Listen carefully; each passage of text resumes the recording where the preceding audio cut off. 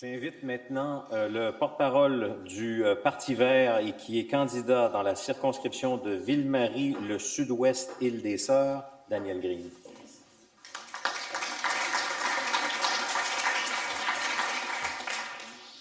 Alors donc, j'aimerais annoncer aujourd'hui que le Parti vert du Canada ne va pas former le prochain gouvernement du Canada. Une minute de silence, s'il vous plaît. Par contre, vu que nos aspirations, ce n'est pas le pouvoir, on veut être utile. On veut être utile. Et en tant que membre de la société civile, vous me connaissez, j'ai toujours été militant écolo, en train de défendre les gens contre la contamination. J'ai intervenu à Mégantic, entre autres, ce qui m'a lancé en politique. J'ai été interpellé en parlant à des groupes comme la table de concertation Peter McGill, Ville-Marie, Action Gardien. J'ai lu ce que le Frappru a écrit et j'ai appris, et j'ai compris. Et j'ai compris qu'on se lance vers une crise de logement abordable et social sur la ville de Montréal. Et on veut être utile. Alors, en étant utile, évidemment, le parti propose des choses concrètes. On a été le premier parti à rendre public notre programme et avec un cadre financier qui l'accompagne. Premièrement, on va dire les choses telles qu'elles sont écrites. On propose de créer un programme national de logement à prix abordable. On est prêt à investir dès cette année, d'après notre cadre financier, 400 millions de dollars, suivi du double, 834 millions après. Et en passant, on n'a pas fait exprès, mais notre cadre financier est équilibré. On a même un peu un surplus. Notre surplus, évidemment, provient du fait qu'on arrête de faire des mauvaises choses au niveau fiscal. On augmente, évidemment, la taxe sur les grandes entreprises, on diminue la taxe sur les PME et on arrête les subsides à l'industrie sale pétrochimique, ce qui nous permet, il nous dégage évidemment des moyens pour dépenser votre argent pour faire des bonnes choses, entre autres au niveau du logement social.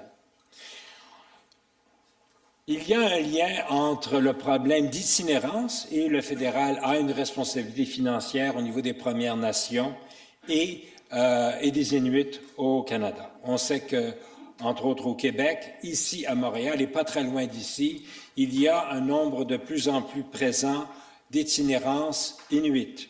On parle de réfugiés dans leur propre pays. On sait qu'il y a une crise de logement dans le Nord et dans le Nord du Québec. Je rencontre tous les jours, sur ma rue Rose de Lima, de l'itinérance inuite et ça me brise le cœur de prendre que cette communauté est tellement apprise de logement et tellement problématique dans le nord du Québec qu'ils viennent à Montréal et qui s'établissent à Montréal pour augmenter évidemment la population d'itinérants.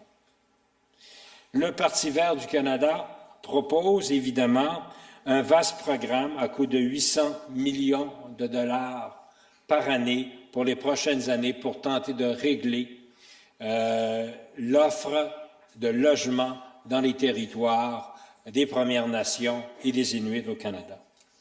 De plus, le Parti vert propose aussi une vaste corvée. On parle d'une armée de menuisiers, d'électriciens, de plombiers pour mettre à niveau nos logements locatifs et réduire la facture d'électricité. On sait actuellement au Québec, à cause de l'augmentation de la facture de chauffage, parce qu'on chauffe beaucoup à l'électricité au Québec, qu'on augmente la précarité. Et s'il y avait une chose à faire, et j'aurais aimé le voir dans le rapport de la DSP, réduire les frais réels au niveau du chauffage domiciliaire et peut-être ramener un peu d'âme et de compassion auprès de notre société d'État, qui prive des gens d'une obligation de chauffage et d'eau chaude, qui est aussi, évidemment, un logement non chauffé sans d'eau chaude, je m'imagine, a aussi des effets sur la santé. Et j'aimerais attendre ce que les gens en santé publique dénoncent ces pratiques un peu sanguinaires de notre société d'État. De plus, il y a un parc de logement social disponible à Montréal. Un parc qui est à nous. On a payé pour. Dans mon comté, Ville-Marie-Sud-Ouest-Île-des-Sœurs, il y a l'hôpital pour enfants de Montréal. Un immense complexe. On parle de centaines, peut-être même de milliers de logements là, disponibles. Ça, c'est pourquoi, et s'il y a une aide fédérale nécessaire, et peut-être aider Montréal à se porter acquéreur du site de Children's, on pourrait rapidement augmenter d'un seul coup de stylo, avec un peu d'aide fédérale, l'offre de logement social qui pourrait être disponible dans 2 ans et demi, peut-être moins. On parle de vrais logements pour des vraies personnes qui habitent dans le centre-ville de Montréal. On parle de logements familiaux aussi. On parle même d'une école pour faire l'offre d'une école primaire dans le centre-ville de Montréal. On veut garder les familles dans le centre-ville de Montréal. Il faudrait leur offrir des logements. Et je m'engage, en tant que leader adjoint du Parti vert du Canada, que je sois élu ou pas, de continuer à travailler de façon utile et concrète, d'écouter les gens sur le terrain, les travailleurs sociaux, les travailleurs communautaires qui continuellement se battent pour la justice sociale et des logements sociaux et abordables. Il y a d'autres choses que le gouvernement fédéral peut faire concrètement. Actuellement, sur le territoire de l'île de Montréal, il y a d'immenses terrains qui ont été contaminés par le fédéral. On parle des cours de triage, Pointe-Saint-Charles. On parle des terrains contaminés d'une part et d'autre du canal de la Chine. Ces terrains-là, si c'était décontaminé, pourraient offrir un territoire justement pour construire nos habitations et nos prochains logements sociaux et familiaux. Au lieu de proposer et de détruire les derniers espaces verts qui nous restent sur l'île de Montréal, pourquoi pas ne pas développer ces terrains contaminés? On parle du technoparc entre le pont Champlain et le pont Victoria. On parle des terrains du CN gravement contaminés qui appartient maintenant au groupe MAC pour 1 $. On a vendu un terrain contaminé pour 1 $, un cadeau empoisonné. La Cour suprême l'a dit. Peut-être ces terrains n'appartiennent plus au fédéral, mais la pollution leur appartient encore. Donc, ce serait important et un bon investissement du fédéral de décontaminer ces terrains-là à l'ombre de la place Ville-Marie pour offrir des terrains propres, pour nous permettre notre ambition de construire du logement social sur l'île de Montréal. Concrètement, j'ai demandé à mes adversaires politiques, les trois députés, avec l'offre simple.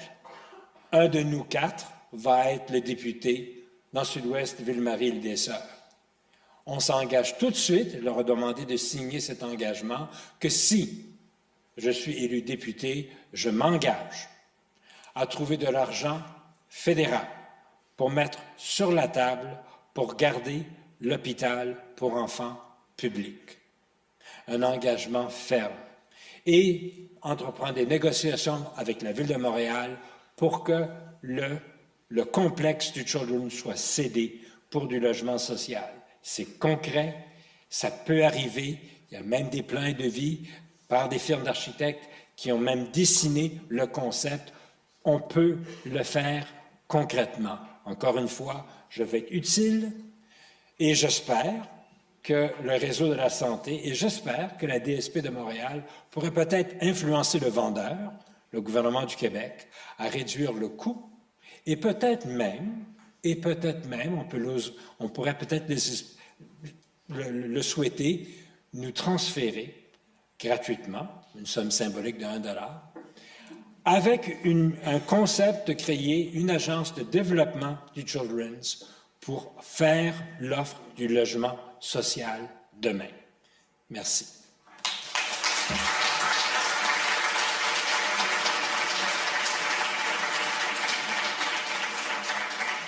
Merci, M. Green.